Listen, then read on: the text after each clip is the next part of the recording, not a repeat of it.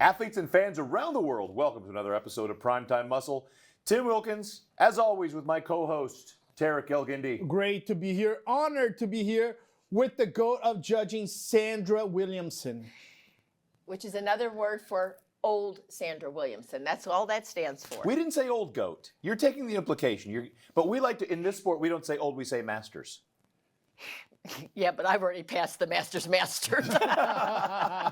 Well, it is a pleasure to have you with us. You head judge the women's divisions across the world, but at the Olympia. So your insight is invaluable and incomparable. There's no one else that has your insight. Oh, well, thank you. Our sight may be going, but our insight is getting stronger. So there was, wellness is growing leaps and bounds. I mean, when you're out there on regional shows, pros and amateurs, what kind of growth are you seeing in that division?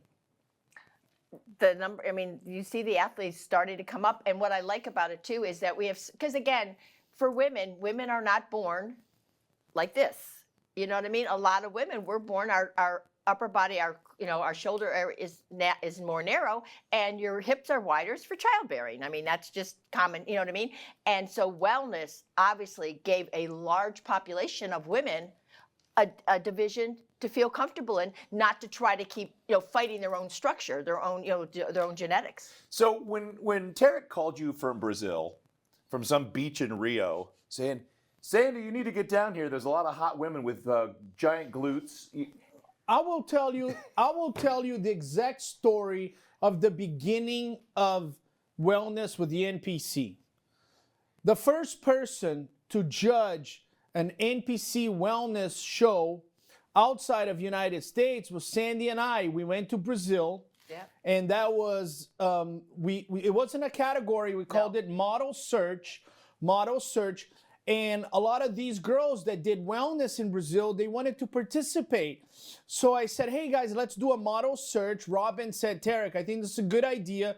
And I said, we can't give them trophies like the regular. Let's introduce a crown, right? And we gave them a crown. And Sandy was there. I was there. We judged some of the first shows of the Wellness NPC. The winner at that point was Jennifer Endriger. Remember, yes, tall yes. girl. Ooh. She was the one that won. And eventually, we got to see Isa Pereira, who won the first NPC show here at the LA Fit Expo. And Francielle Matos won the first Olympia amateur and turned pro with Tyler after we did the Arnold. Yep. And then we did the Olympia amateur and she turned pro. So these girls are some of the pioneers. So they've been battling it out for a while. Now, I will say, before we look at their physiques, as an MC and as a fan, which I consider myself both, the inception of wellness into this country was just, it looked like bikini competitors that didn't want to do cardio. And they didn't want to diet. That's exactly what everybody said. And that was the impression that I think a lot of the U.S. had. But like I said, that first time when I walked into the check-ins down in Brazil, I just looked, there was 4 or 5 of the girls, they were standing across, in front of the step and repeat banner. And I just remember saying, oh my God, those women have some of the best legs that I've ever seen on a female. Let's look at these legs and glutes and not the upper bodies apparently because it's wellness, but let's look at the top 2 in the world and how they duked. You talked about the side pose with Laura Lee. You can see their glutes from the front without an angle. Mm-hmm. That's incredible. Mm-hmm. So what's the difference between these two and what made Isa pop this year over Francielle? Okay, well, to be honest with you, it was only 1 point difference, so it didn't. She you know what I mean. It was back and forth, especially for me. When I'm looking at them, I was going back and forth because I love Francielle's just her whole overall shape, everything, and also the way she poses on stage. She has always carried herself. She's been a class act, as far as posing. Since the first time I saw her. 'Cause the first time I saw her was on the Olympia stage when she came here for that first Olympia and won it. Okay, with Isa's obviously a little smaller package. I just thought, for me, I thought Francielle's glutes were just a little overpowering for her legs, and that's one of the things. Like I said, nothing. This is the one division that you do not have a balanced overall physique. For women, you want that imbalance. That's part of the the criteria. And But the thing is, you need the balance with the glutes and the legs. That's where you need it. And the only difference for me was I thought Issa hit the balance between the legs and the glutes a little bit better for her frame, because obviously they're different, different heights, different amount of muscularity. I just thought Issa hit that balance just a little bit better this year. I can't say anything different, man. I mean, We agree? It looks like you've been doing this for 33 years. He's so used to having Chris here, and they fight, and I don't agree with you. I need to have somebody that I can disagree with, Nico.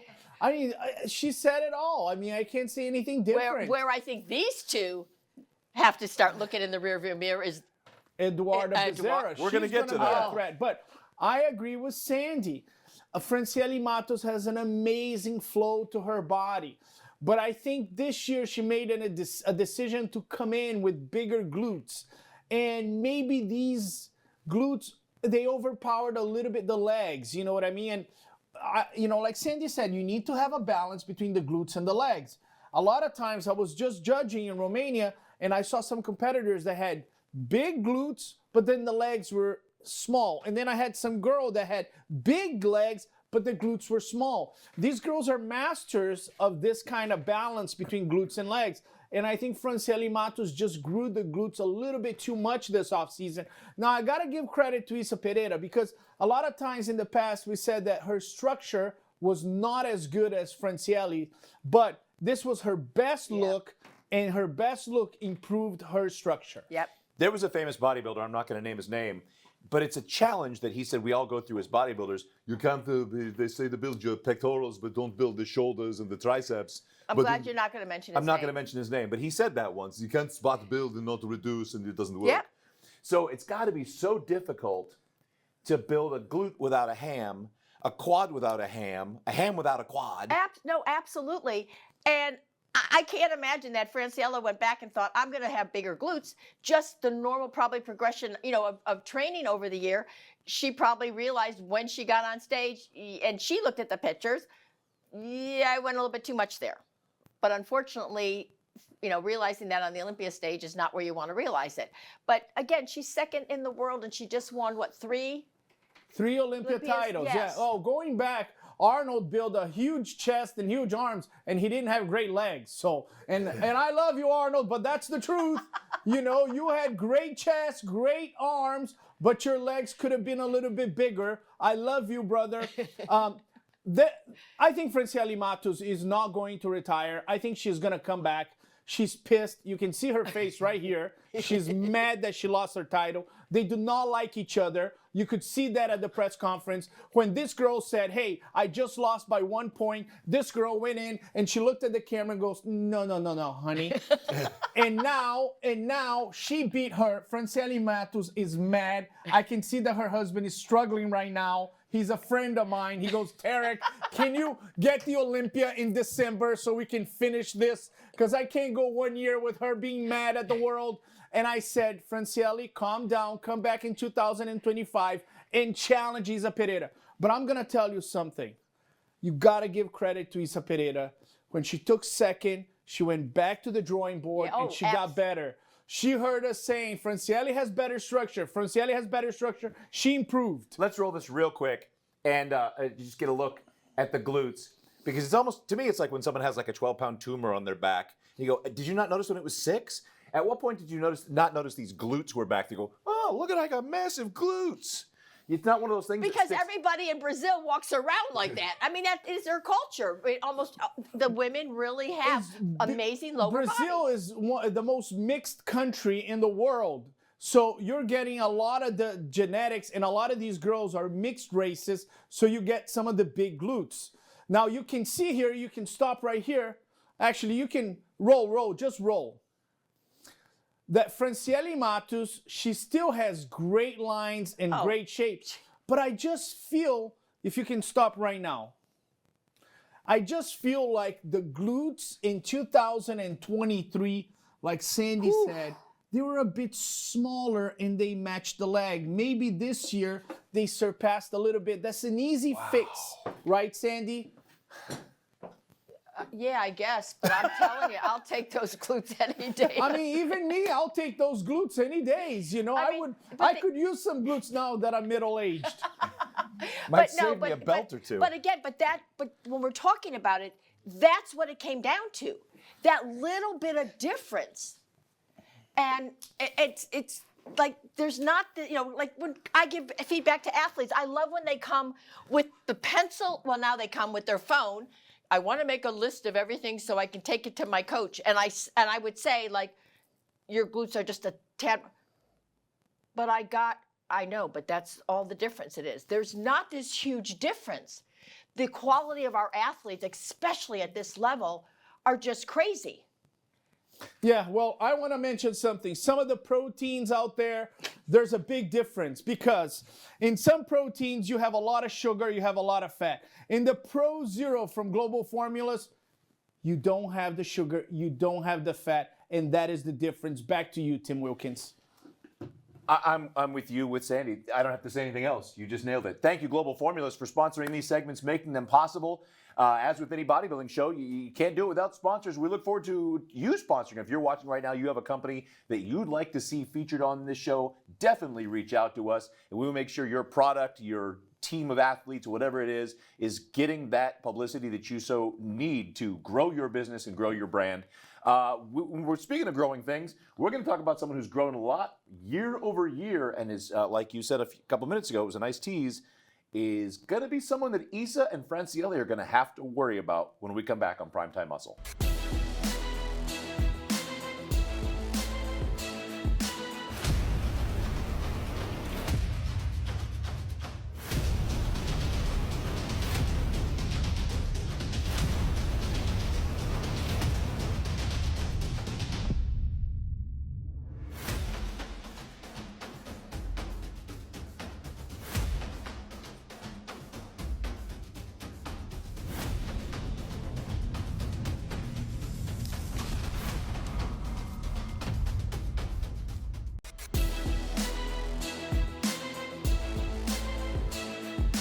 Sandy, you have taken this hosting thing to a new level since you've been here.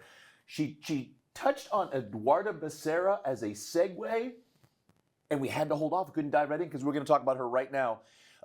She's coming up. Yeah, She's because coming up. if I'm not mistaken, she won a regional pro qualifier in Colombia, right? And then turned around and won her qualification at the same time, that same weekend, to the 2024 Olympia. Yeah. I got a call from JM, and JM said, JM has been in Brazil with me and Sandy in the insertion of wellness. So we kind of have a passion for the category. He goes, Tarek, this girl is as good as it gets. I'm like, come on, JM. It goes, Tarek, I'm going to send you pictures. This girl's as good as it gets. I looked at her pictures and I said, wow, incredible. She wins in Colombia, earns her qualification to the Olympia.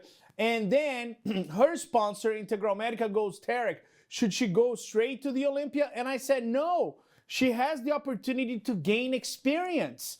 A lot of times what happens, they earn their qualification to the Olympia for the first time. They go to the Olympia and they're nervous. They don't know what to expect. The language barrier, right? Oh my God, did they call my number or what?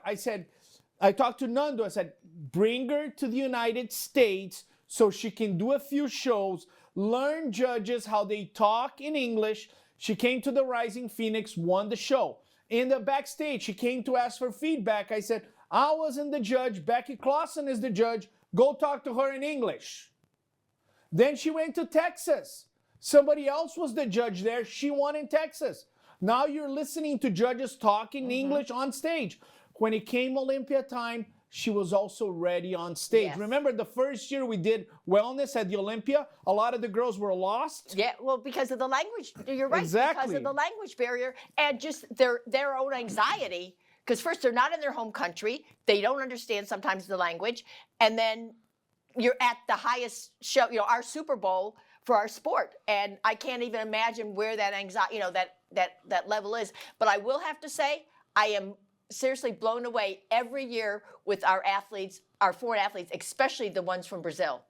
They cannot answer questions on stage. Francielle, and then a year A later, year later. they're flawless English. And Okay. I'm telling you, they're my idols. I can't imagine as you get older having to learn to think and talk in a second language. For every U.S. athlete that has not mastered your own language yet, that blows my mind. Yes. You come here as the Olympia host. I say, congratulations. How do you feel about your win?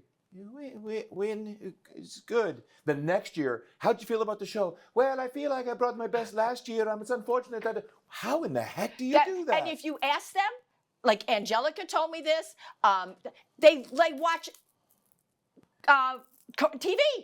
They And watch I'm like, TV. I'm like, I could watch every Spanish channel. I'm not learning Spanish, Yeah. people. I just, you know what I mean? It just, but I'm in awe of that. I am in awe at how well they do that, and how they know it's going to help their career and stuff, and so they're willing to do that. It just blows my mind. I learned Italian from cartoons. Masha and the Bear, great cartoon. Let's talk about Eduarda, and let's talk about so JM was correct, obviously. Mm-hmm. Let's get her posing, running through some of this right here, and get a good look at her.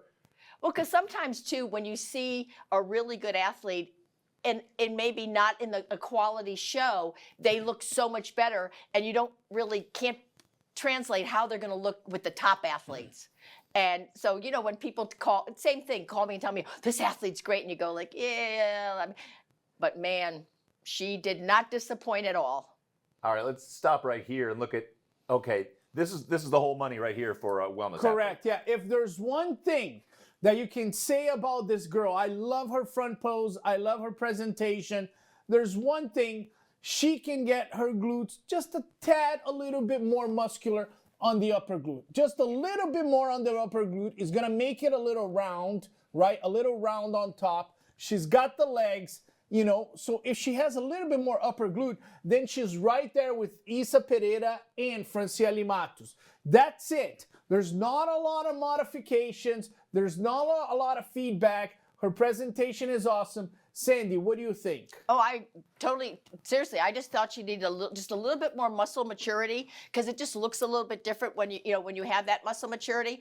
But I'm telling you, Isa and Francielle have got to be watching their backs, because obviously she's coming to play. But again, and we see this all the time, when they say a little bit more in the glutes, it's sometimes what we think we want little, and as an athlete, if a little is good, more is better. You want to be careful, though, that you don't overdo it. We tell bikini girls, you need to be a little bit more conditioned.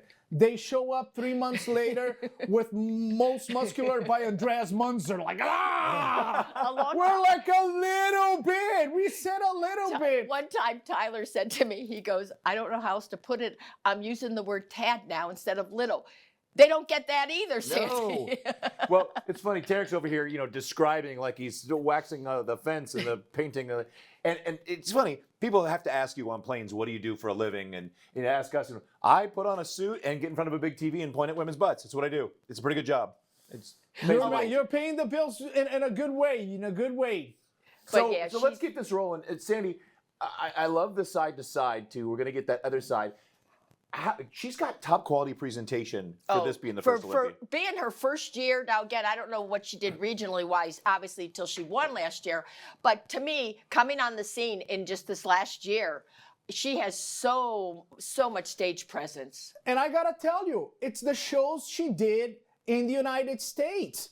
She came into the Rising Phoenix, okay? She probably was a little bit shy. I was there. The head judge was Becky Clausen. Becky moved them around. She got experience. Then she goes to Texas. She has a battle with Jacqueline Rios from Mexico. Oh, is that who she battled out? So now she feels the pressure. Am I posing well or not? She wins that battle, and then she comes to the Olympia going, you know what? I kind of get it. I know when the judges say quarter turn to the right. I know when the judges say switch places. Now I feel comfortable in a stage here in America. And I think she did the right thing.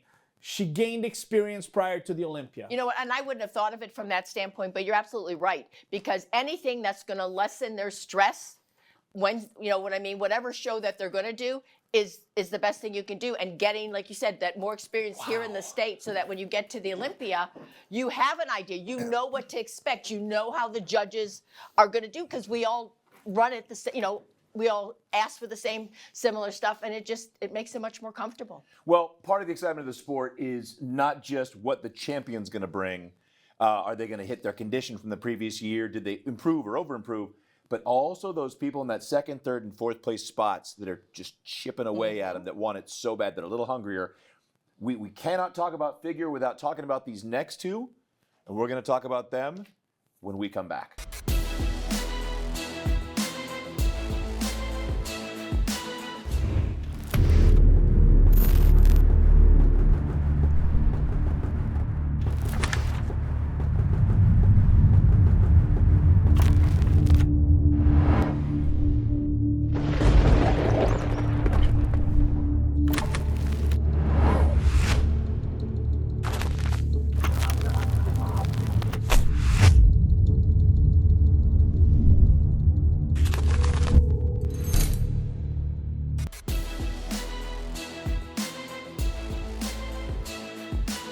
All right, fans, we are switching things up from wellness to figure.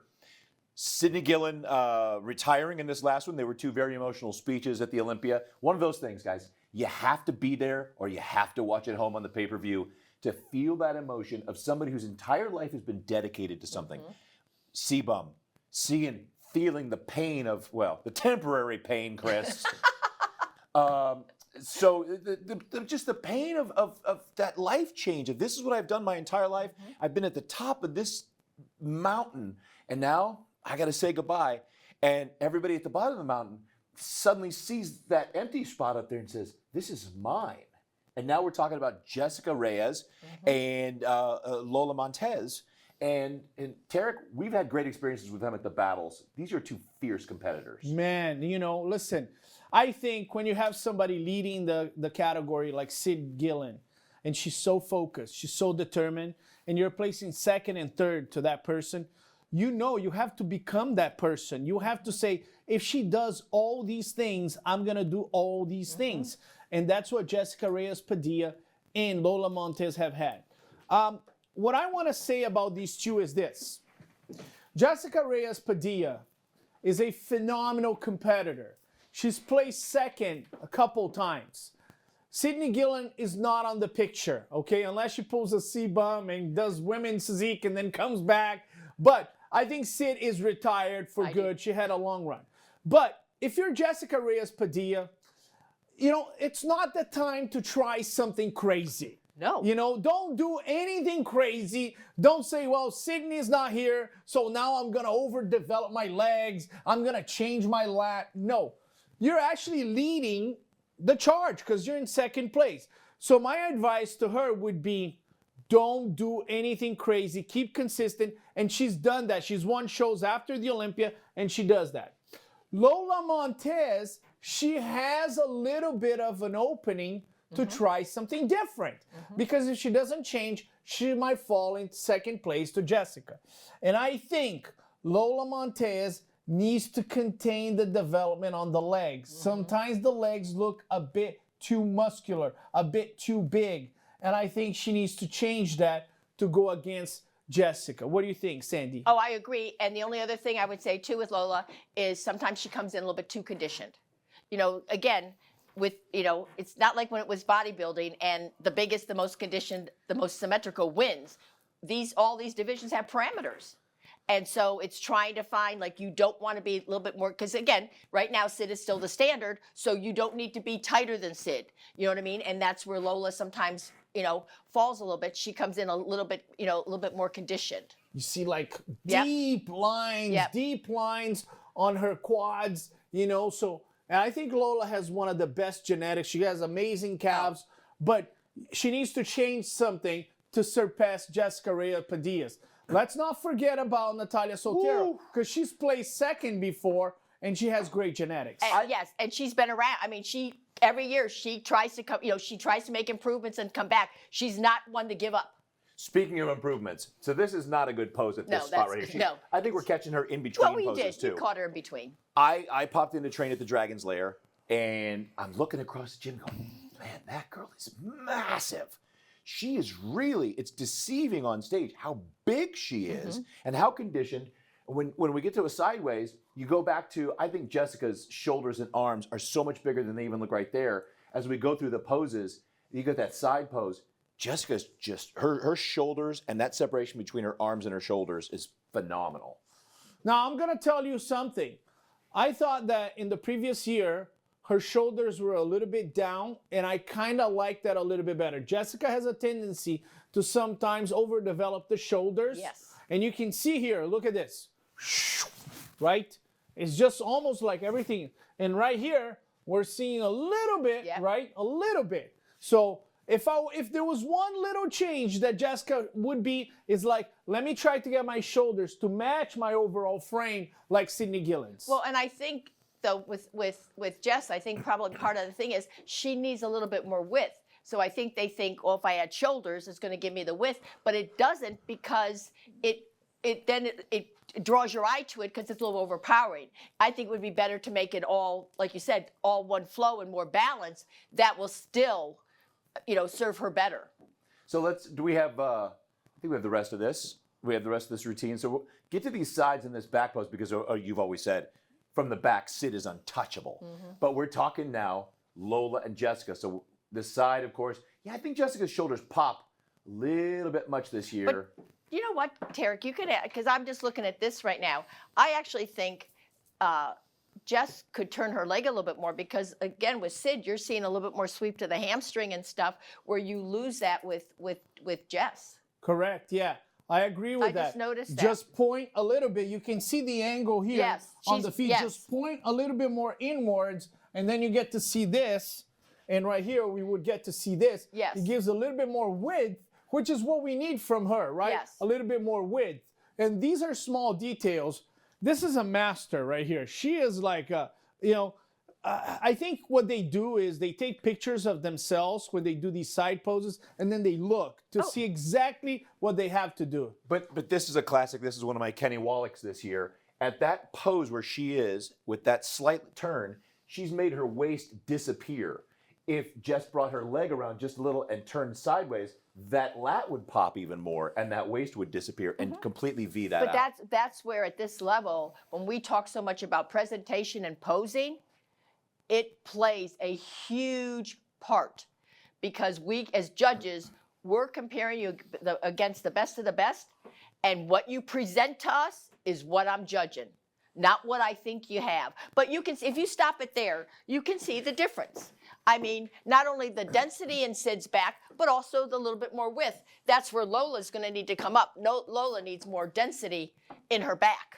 Yeah, it's hard to look at Sid and see here, the depth, the separation, right? But who's got it is Natalia. And she just needs a little more conditioning right here. Is that what we're looking at? So, okay, now posing, if you're following along at home, watch not just the width of Natalia's arms, but how her elbows are starting to kind of pop forward, still backwards. So she's pinching off the rear delts, the traps, the rhomboids, and the lats, and taking that V taper down a lot. And for figure, just like even with men's, you don't want to do that. You don't want to narrow your upper body unless for some reason it's too dominant.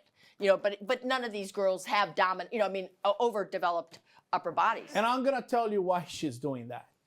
She knows I know she's that looking for density. when Sydney Gillen does her back pose, she has the density, the separation. So what Jessica is doing is, I need to match her, and I need to just pinch a little bit my shoulders to squeeze my back to get to that point. And that's not the right strategy. No. The right strategy is get your shoulders back and develop a little bit more of the back. But we see that a lot of times in athletes, both men's physique and stuff. They always think that if they pinch just a little, that's going to give them back more density, and they couldn't be farther from the truth. It is going to hurt them. Well, and in reality, they could open up and lean back just a touch, and it's going to pinch off that low lat and mid lat and give you that Christmas tree into that whole area. So now we get a whole thing on. We just taught a whole bunch on everybody on posing. And we like to have you all have a little takeaway. So we're glad. Sandy, what do we need to do? What do we need to get a first class ongoing ticket? We got to get you back more often. It's really hard. You got to text me and say, can you come back? That's all you got to do. Sandy Williamson is devoted to teaching and helping competitors.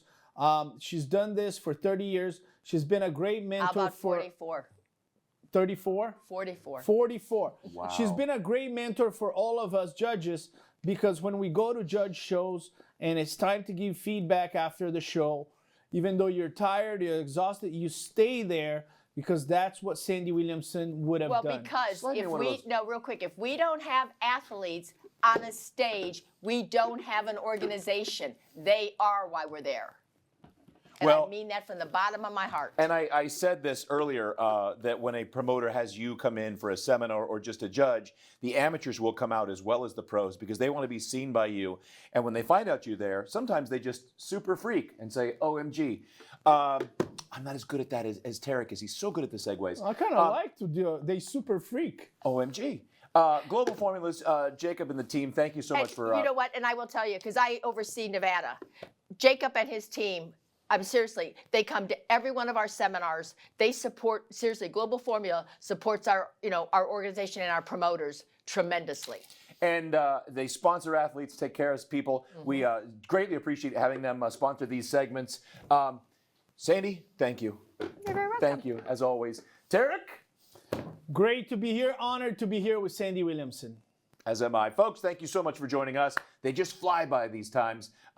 Like, subscribe, comment, tell us your thoughts on everybody, the wellness, the figure, who you think is coming up, who you think is going down. I know we love to trash talk in this sport. I'm Tim Wilkins. Thank you, as always, for joining us on Primetime Muscle. We'll see you next time.